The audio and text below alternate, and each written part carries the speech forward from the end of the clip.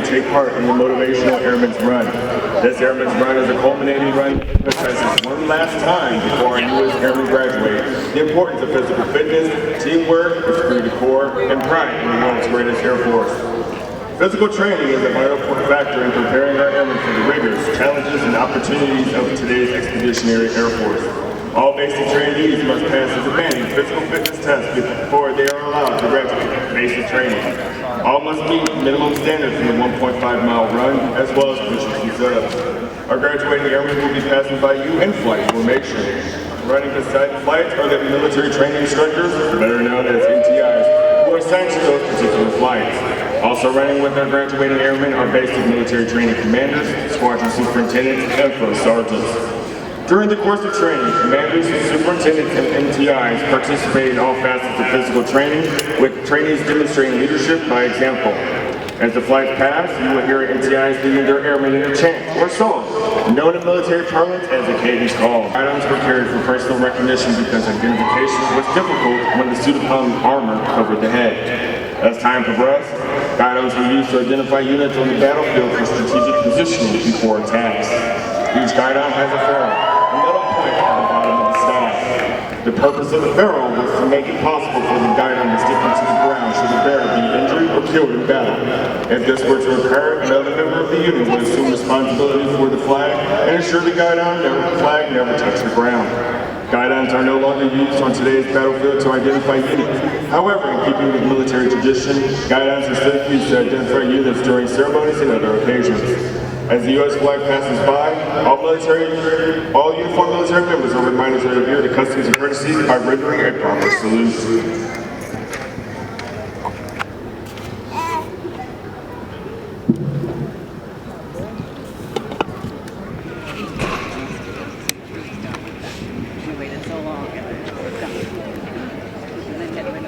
So are we ready?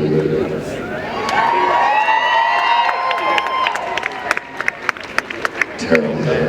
I tell you what, to let y'all know where your airmen are, they're about 3 blocks now, so they can hear you. So we can rush them and let them know that you're here, but we're going to have to be a little louder than that. So on the count of 3, I want you to scream as loud as you can and let them know that you are here waiting for them and they need to hurry up.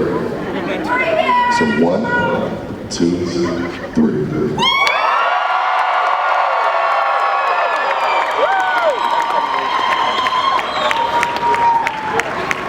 Actually, I just wanted to hear you yell that has no rush on this matter at all.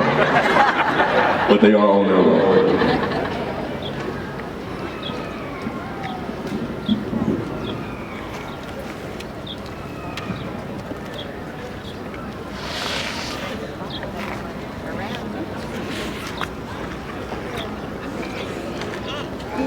The flight to the graduating airmen will be arriving shortly. You are highly encouraged to applaud and cheer them on as the graduating airmen will be glad to hear your call for motivation.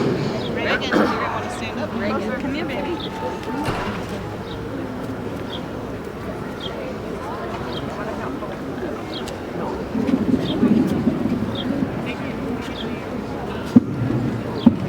Watch it for her, okay? Yeah, you'll want to stand up like close by Bradley. It's okay, it's not hot. You can stand on it. She's going to want to see you. Yeah, you want to stand up close so she can see you.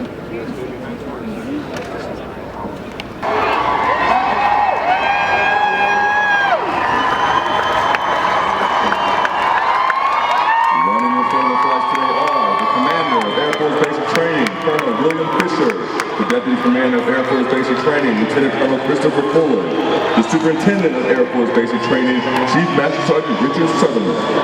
Holding the U.S. flag and the Air Force flag are this week's top PT athletes. Airman Basic Heather M. Fitzhenry from the 323rd Training Squadron Flight 402, and Airman Basic Anthony J. Cooper from the 331st Training Squadron Flight 394. Also selected to run in front of the formation are additional airmen who represent basic training's top fitness achievement level, the Warhawk. Following the commander of this week's graduating flights, the flights are named after the different airmen who left a lasting impact on enlisted corps and the United States Air Force. From the 331st Training Squadron, Blake, Binnacle Flights, 1 team, 1 fight, lead the way, Wolfpack. The commander of the 331st Training Squadron,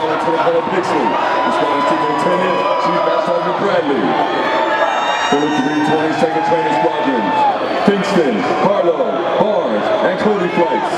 Second to none, the commander of the 322nd Training Squadron, Lieutenant Colonel Larson. The squadron superintendent, Chief Master Sergeant Carter.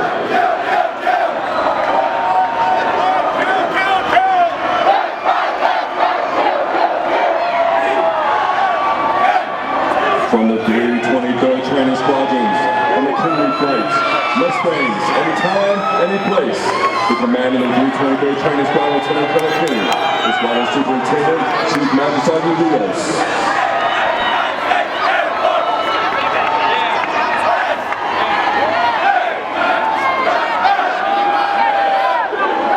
Also from the 331st Training Squadrons, it's Airy and Finch.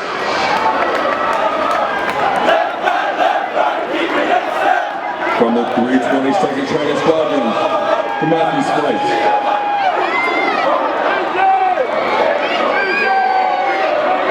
From the 323rd Training Squadron, Boy flight.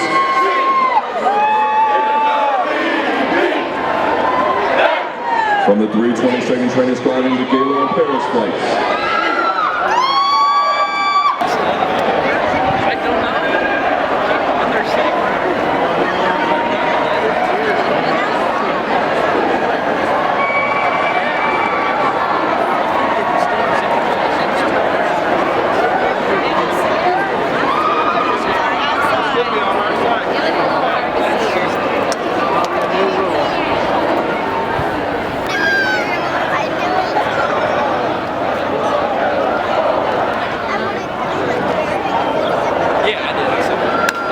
She'll be on the very end. She'll be on the outside. She'll be on the side closest to us. I don't know which 331st Training Squadron Flight 394. Also selected to run in front of the formation at this fitness achievement level, the Warhawk. Following the commander of this week's graduating flights, the flights are named after the different airmen who left a lasting impact on the enlisted corps and the United States Air Force. From the 331st Training Squadron, Blake and the Binnacle flights. One team, one fight, lead the way, Wolfpack. The commander of the 331st Training Squadron, Lieutenant Colonel Pixley. The squadron superintendent, Chief Master Sergeant Bradley. From the 322nd Training Squadron.